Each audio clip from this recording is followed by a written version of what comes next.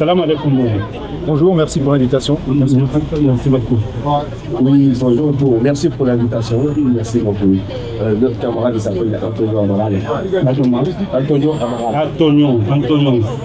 bonjour. Merci pour l'invitation au foyer Branly. Bon, je veux juste dire en introduction que je suis très heureux, moi et les personnes de l'équipe du film, d'être présents au foyer Branly à l'occasion de la troisième fête culturelle du foyer Branly, à l'initiative du collectif de soutien aux résidents du foyer Branly, en lutte, et notamment avec aujourd'hui la défense, donc pour le maintien, la lutte pour le maintien des cantines solidaires au foyer Branly. Et puis moi, oui, bonjour à tous. Moi, je me présente Bruno Berroise, je suis du collectif Saint-Raphaël Montreuil et les collectifs Île-de-France. En démon, le collectif, l'intercollectif d'Île-de-France, c'est un collectif composé de différents collectifs de Saint-Raphaël d'Île-de-France unis depuis un an et qu'aujourd'hui ça a donné un sens. Donc je fais partie de ça. Aujourd'hui on est là pour la journée culturelle de Branly. C'est la troisième édition si je ne me trompe pas. On est très content parce qu'il y a la projection de voyage en terre étrangère. Le film de moi-même j'ai joué. Pour parler un peu de l'île de Saint-Papier, l'organisation de Saint-Papier, comment de Saint-Papier s'organise, comment ça se passe au foyer. On a notre camarade qui est là, qui est le réalisateur de ce film, qui est Antonio Amaral. Alors justement, Maudit, moi je vais te demander, est-ce que tu te souviens, parce que la préparation du film, elle a une petite histoire en commun avec le foyer Branly, est-ce que tu t'en souviens de ça? Oui, bien sûr. Il faut savoir que le film, quand Antonio Amaral nous a proposé ce projet, on a participé à la scénario, c'est-à-dire le scénario, on a écrit ensemble. On a fait plusieurs réunions avant. Donc, Branly, ici, il a fait des réunions pour l'organisation du tournage de ce film, pour écrire le scénario. On a fait une grande réunion ici à Branly, Antonio, avec les différents collectifs de Saint-Papier, pour préparer le film de Général Bien. Donc, c'est symbolique aujourd'hui de projeter ce film ici à Branly. Alors, c'est vrai qu'il y avait une AG du CSP Montreuil, donc le collectif de Saint-Papier de Montreuil qui s'était tenu. Enfin, il y en a eu plusieurs, mais il y en a une en particulier dont je me souviens. C'était donc on était en plein été, il y avait, on était en train de préparer différentes manifs en 2020, et il y en a une notamment où j'avais appris qu'on aurait peut-être la chance d'avoir la présence des zapatistes, puisqu'à l'époque il y avait le voyage zapatiste qui était en préparation, et pendant l'AG, on avait un représentant du collectif de soutien aux zapatistes. On nous a dit que peut-être on aurait un escadron des zapatistes présents sur le film et donc sur la manif qu'il y a dans le film. Et donc pour moi c'était une nouvelle extraordinaire qui en plus s'est concrétisée après. Donc c'était vraiment super. C'est pour ça que j'en garde un souvenir très précis. Oui, c'est juste génial aujourd'hui la projection de voyage en étranger pour aller en ligne, dont l'organisation aussi, une partie de l'organisation a été faite ici. Donc après ça, on va peut-être continuer la discussion du voyage en terre étrangère.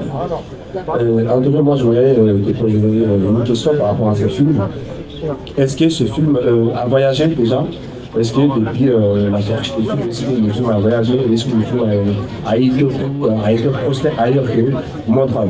Alors oui, bien sûr, le film n'est pas encore sorti.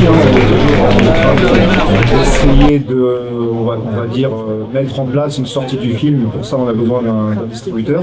Alors le film, effectivement, a voyagé puisqu'il a fait 25 ou 26 pays. Il a parcouru plus de 40 festivals. Il a eu 11 prix, 9 mentions.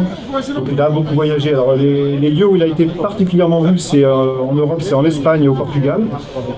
Après, on a eu beaucoup de festivals en Amérique du Sud. Alors, je vais dire vite, donc on a l'Argentine, le Brésil, la Colombie, enfin plein de pays en Amérique du Sud. Et on a aussi l'Inde aussi qui nous a fait un accueil important pour ce film, puisqu'on a fait 4 festivals là-bas, donc 2 très gros festivals, et aussi un petit peu en Afrique. Et, notamment, on a fait les Gabon, on a fait le Sénégal, mais on a fait aussi un pays qui était un peu inattendu, qui est la Centrafrique. puisque la Centrafrique, c'est un pays dans lequel il n'y a même pas une salle de cinéma, mais il y a un festival qui en est à sa 5e édition, et on a eu la chance d'y être en 2022, donc on est très contents, et en plus on a eu un prix là-bas. Alors, c'est fascinant tout ce que tu viens de dire, Antonio, par rapport à tout ça. Les films ont beaucoup voyagé dans plusieurs pays, dans le festival. Moi, ça me pose des questions. Comment ce film a été organisé? Quelles sont l'envie? Pourquoi tu as eu ce projet, tu as eu l'idée de proposer ce film aux personnes sans papier?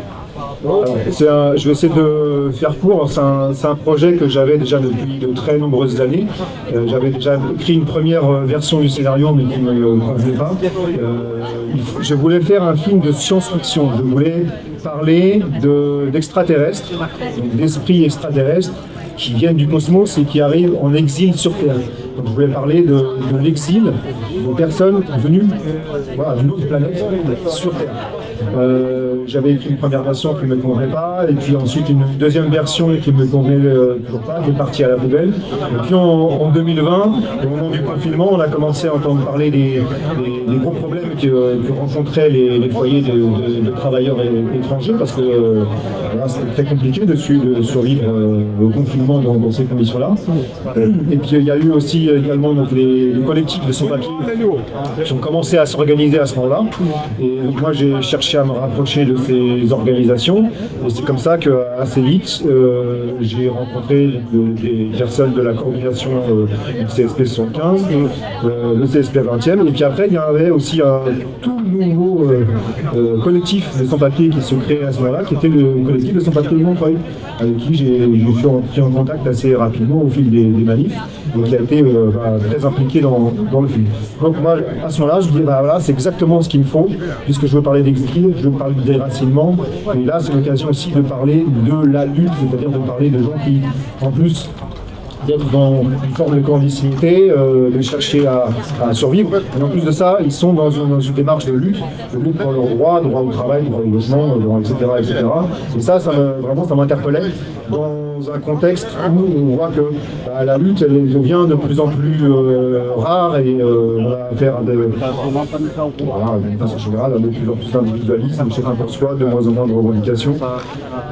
Donc ça me parlait, donc il fallait absolument que je rebondisse là-dessus, et à partir du moment, donc là on était en mai 2020, donc à partir de là j'ai repris mon scénario à zéro, et c'est là où je les ai rencontrés, donc toi, Moki, le CSP Montreuil, et puis plein d'autres, donc que ce soit le CSP 75, CSP 20e, et puis à un moment donné j'ai écrit le scénario.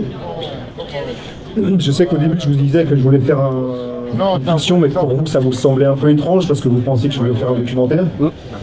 Mais à un moment donné, je crois que toi et les autres, vous avez compris. Tu te rappelles de ça quand je vous ai présenté le projet? Oui, bien sûr. Il faut savoir que c'est une bonne question, de savoir pourquoi les sans-papiers ont accepté de tourner dans ce film. Comme j'ai dit au début, Antonio nous a présenté le projet, on ne comprenait pas. Parce que d'habitude, tout ce qu'on avait vu avant, c'était le film de documentaire des sans-papiers, des livres des sans-papiers. C'est ça qu'on a l'habitude de voir. Mais des films de fiction avec des sans-papiers, on n'avait jamais vu ça. Pour se poser des questions, ça va donner quoi, ça veut dire quoi. Les films de sans-papiers, en même temps fiction, ça veut dire plus de fiction sans-papiers.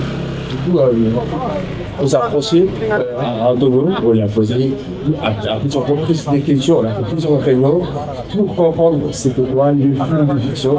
Finalement, on a compris que c'était intéressant d'y participer. Mais attention, moi, j'ai jamais tourné dans un film, on est d'accord.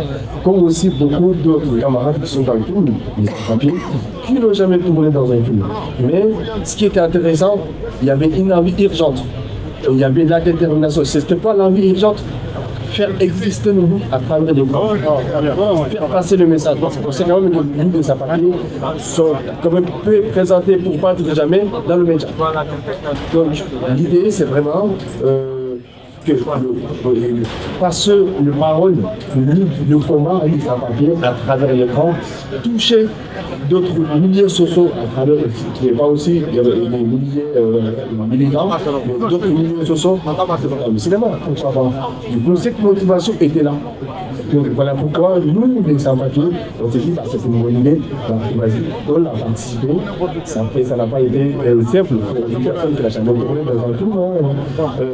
Souvent, Anthony a même beaucoup galéré souvent. On regarde des caméras, on rit, alors que c'était pas le bon moment. Mais il a tenu comme réalisateur. Il y a des scènes qu'on a tourné 4, 5, 6, 7 fois. C'était la première fois de voir ça. C'était fascinant, mais à la fois bon. Il y avait toute une équipe qui était là, les tournages, on est tous devenus amis. Collègues, camarades et militants, c'était juste génial. Je pense que nous, les sans-papiers, ça nous a fait du bien de vraiment participer dans ce film. Ok, moi, voilà. Moi, quelle position qu'on a pour la France de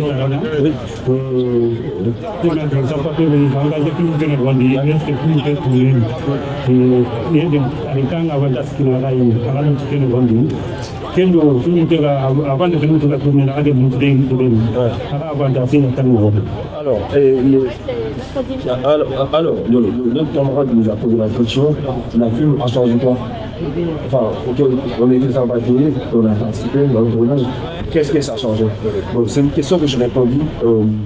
Là, je vais reformuler, c'est-à-dire en gros, nous, les sans-papiers, on peut représenter dans les médias, où on est représenté de manière très négative. C'est-à-dire qu'on dit que les sans-papiers, ils viennent pour profiter de la France. Mais c'est pas que ça.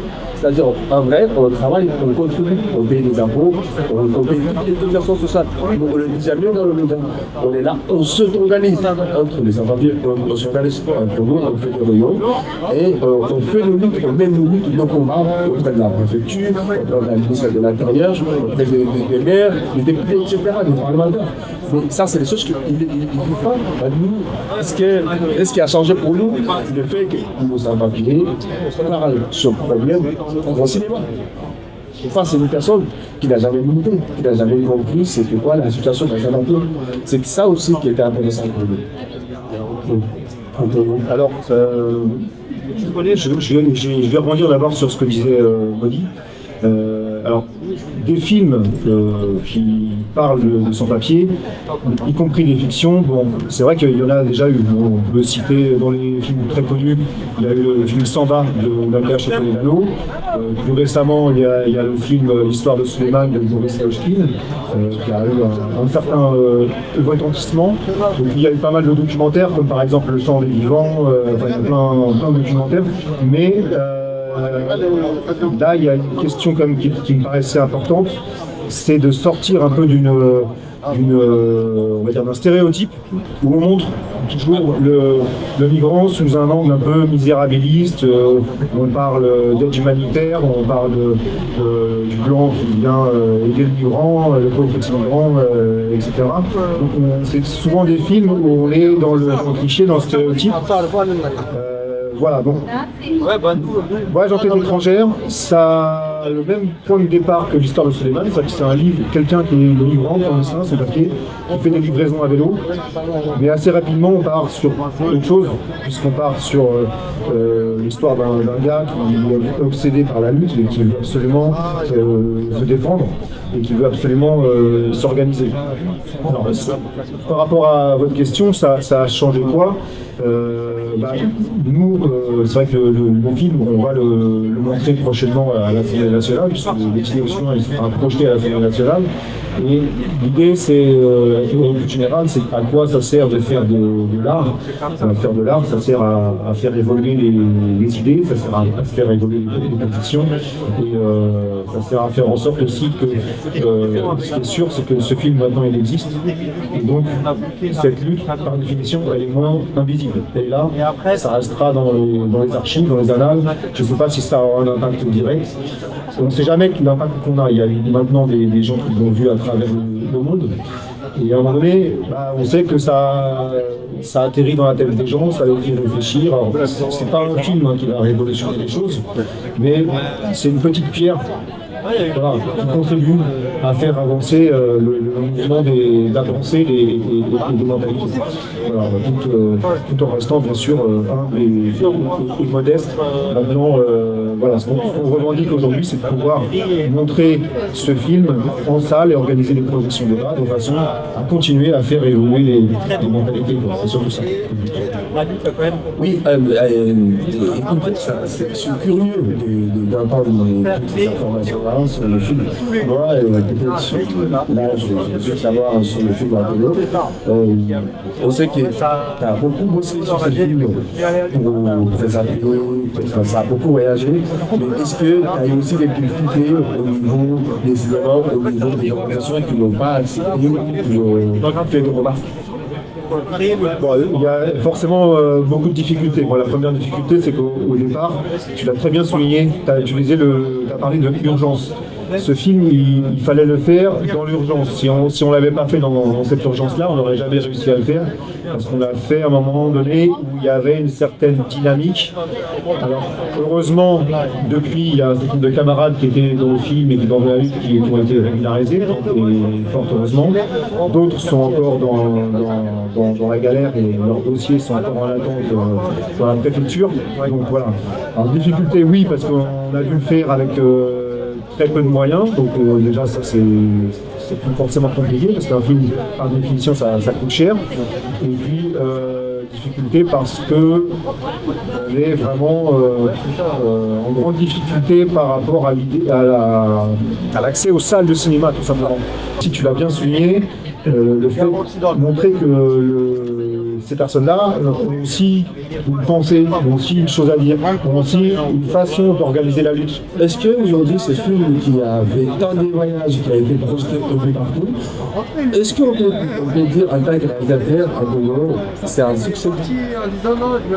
C'est un succès, oui, parce que je pense que ce film, beaucoup auraient voulu l'enterrer vivant, c'est-à-dire, voilà, aujourd'hui, quand je vais à la rencontre des professionnels du cinéma, je leur montre le CV du film, et le CV du film, un film indépendant, c'est un film sauvage, hein, c'est un film, alors, on avait des autorisations de tournage, etc., on a fait des choses dans le cadre, mais quand je dis film sauvage, c'est un film sans subvention. Il y a beaucoup de films qui sont faits avec des centaines de milliers, voire des millions d'euros, qui aimeraient bien avoir le palmarès qu'on a. Parce que j'ai voyagé un petit peu avec le film, ou du moins, parfois je le suivais de loin, hein, par internet, et on était souvent dans des festivals, mais à côté de films qui étaient financés, des films qui avaient un vrai budget, et contrairement à nous. Donc ça, oui, c'est un succès de ce point de vue-là. Le film a un CV, le film a une légitimité indiscutable. Maintenant, on est à la moitié du chemin. Est-ce qu'on a raté l'objectif? On a atteint une bonne partie de l'objectif. Okay. Mais moi, je pense qu'il faut aller encore plus loin. Il faut que le film soit vu maintenant davantage dans les salles et qu'il puisse y avoir des échanges, comme on avait pu faire au Méliès à Montreuil, où il y avait des personnes dans la salle qui découvraient votre réalité, la réalité de votre lutte. Et ça donne lieu à des échanges dans la salle qui étaient très, très importants. Tout à l'heure, tu as souligné qu'il va y avoir une production au niveau de l'Assemblée nationale. Ça, ce n'est pas rien. Donc, ça se passe comment, cette projection, et comment vous avez pu avoir ces liens avec les gens, les députés de l'Assemblée? Donc, les projections à l'Assemblée nationale, elles sont à l'initiative des députés. Bon, là, il se trouve qu'en l'occurrence, c'est le député de la circonscription qui s'appelle Arnaud Bonnet, 8e circonscription de Seine-et-Marne, qui savait que j'étais en train de faire le film. À l'époque, il n'était pas encore député. Donc il me suivait un peu sur Facebook, il savait que j'étais en train de faire le film, il voyait un petit peu les images que je publiais concernant vos manifestations, etc. Après, il a suivi le parcours du film, etc. Et puis bon, il est devenu député entre-temps. Et puis un beau jour, bon, il faut savoir que lui, il a des semaines de 80-90 heures de travail, mais à un moment, il m'a dit bon, on va essayer de passer ton film à l'Assemblée, ça te va? Je lui ai dit bah oui, avec grand plaisir. Et voilà, tout simplement. Donc c'est aussi un vrai engagement de sa part de le faire. Hein. Bonsoir tout le monde. Je me présente à Madame Yeta Saïf, Nana. Je fréquente ce foyer depuis plus de 30 ans. Je vous remercie tout d'abord de votre soutien, malgré que nous ne sommes pas de la même communauté ou de la même continent, on va dire ça. Merci de votre soutien. Et franchement, on compte beaucoup sur vous pour maintenir la cantine. C'est vrai, je ne travaille pas dans la cantine, mais je suis très bien placé pour connaître l'importance de la cantine pour les locataires du foyer. Surtout, il y a des personnes âgées qui sont malades, qui ne sont pas aptes de cuisiner pour eux-mêmes. Donc, ils ont tous leurs espoirs sur ces bonnes dames-là qui maintiennent leur assurance pour leur nourriture. Donc, franchement, on compte beaucoup sur vous pour maintenir la cantine en place. Je vous remercie.